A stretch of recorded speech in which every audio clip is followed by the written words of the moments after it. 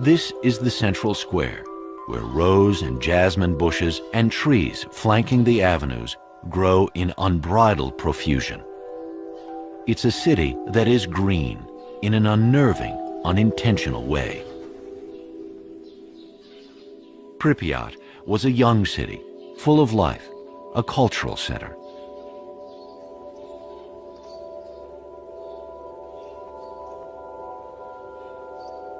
Well-educated and privileged engineers and scientists from the nuclear plant, research labs, and military installations raised their families here.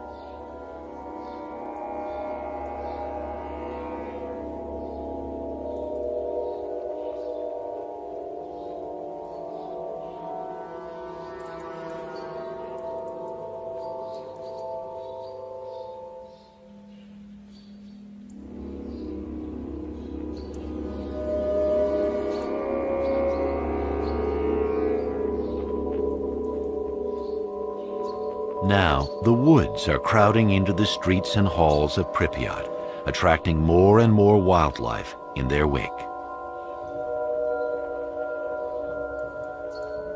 On the Belarusian side of the zone, Professor Sidorovich is examining wolf skeletons.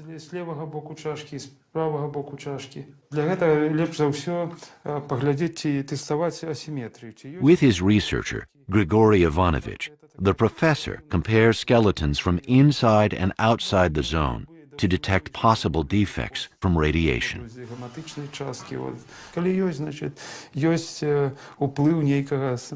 But the actual field research still has to wait until winter, when they can spot wolf tracks in the snow.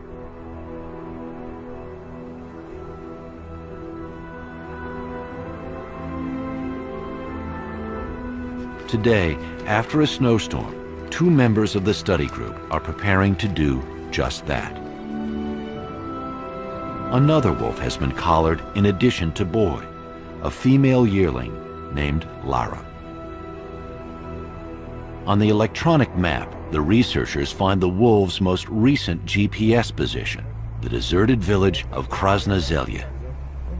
The GPS record shows that the youngsters have spent the best part of this year together, always roaming around that village.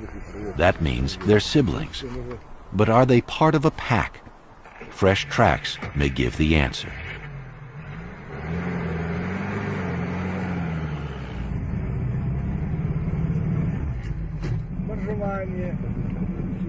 In the zone, only a few miles of road are being cleared of snow for police and ranger patrols.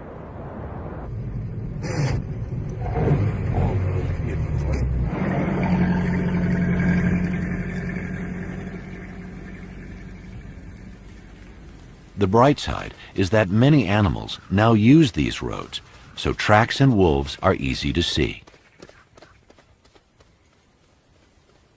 An injured moose. The wolves will soon spot her. This white-tailed eagle is waiting for them to do their job. Wolf kills help eagles through the winter when the lakes are frozen and they can't fish.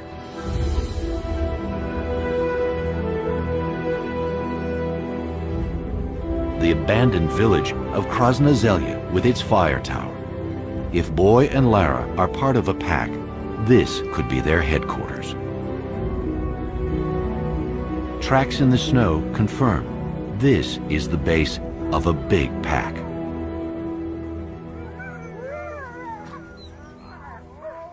Krasna Zelya is surrounded by high, open ground.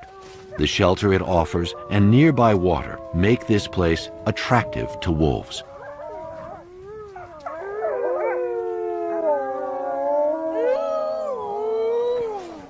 The researchers count 10 individuals, but there's no sign of Boy and Lara.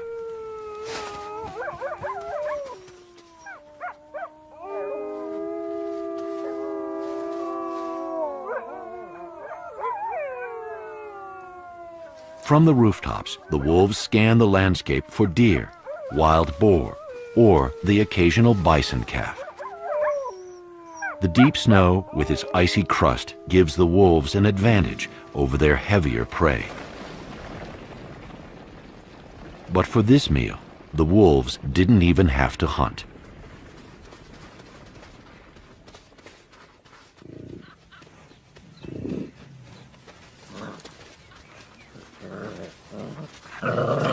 The calf has succumbed to the Russian winter.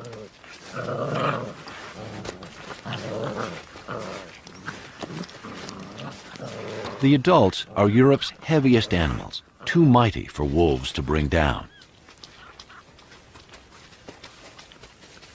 Bison have survived in Belarus and Poland since the Ice Age. Once it became obvious that other wildlife was thriving here, they were reintroduced to the zone in 1998.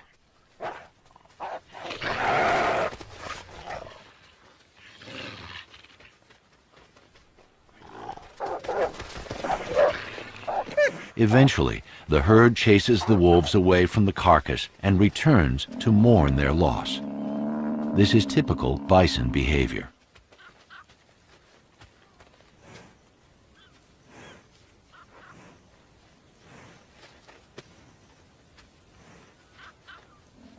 The three herds in the Belarusian part of the zone are gradually growing. To Belarusians, the bison is the ancient icon of the wild woods.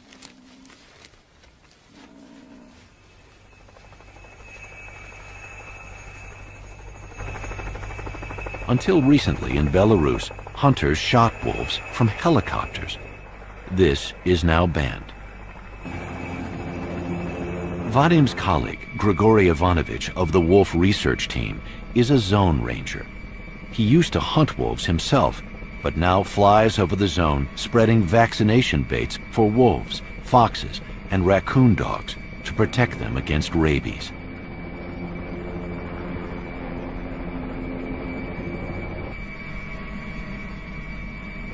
In winter, animals can easily cross the river.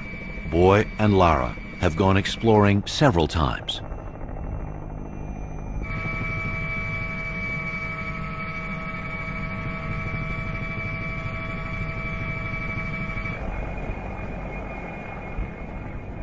This abandoned factory attracts wildlife because it offers shelter in harsh weather. The entire area is crisscrossed with wolf tracks.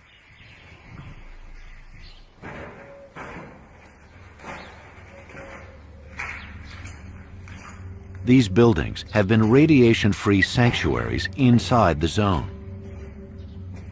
The fallout from the accident came down with the rain and ran off the roofs into the surrounding soil.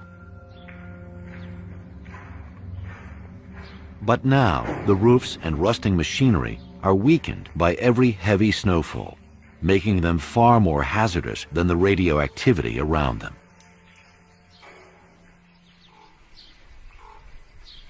For big herbivores, winter is a desperate season. For wolves, it's just the opposite. Hunting is easy now, or even unnecessary.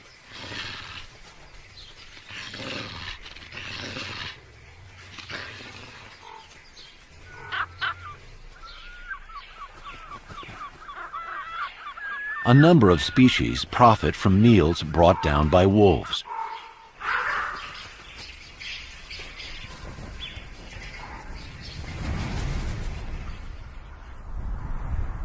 Ravens and white-tailed eagles often lead the researchers to the wolves' kills.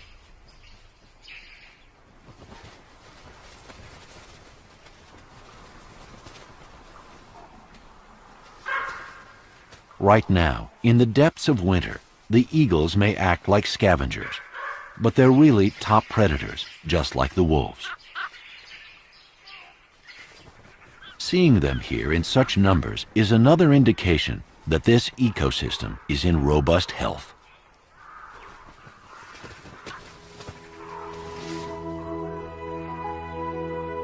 In continental climates, spring starts almost overnight. Convenient winter highways suddenly turn into impassable barriers.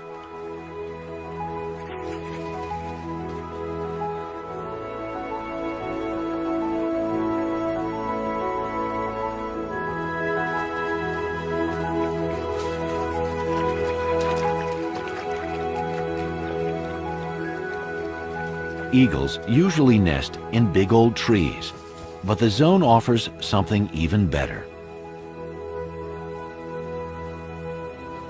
The zone's fire towers are manned only in the tinder-dry summer months. Eagles need them in the spring, so a timeshare is easy to arrange.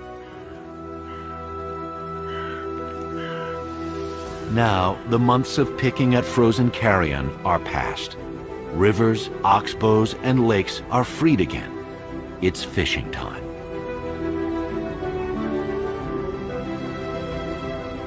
When the snow melts in the Carpathian Mountains nearly 400 miles to the southwest, the Pripyat River spreads out.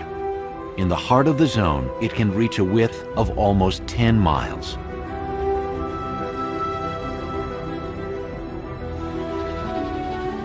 The water level rises by 25 feet,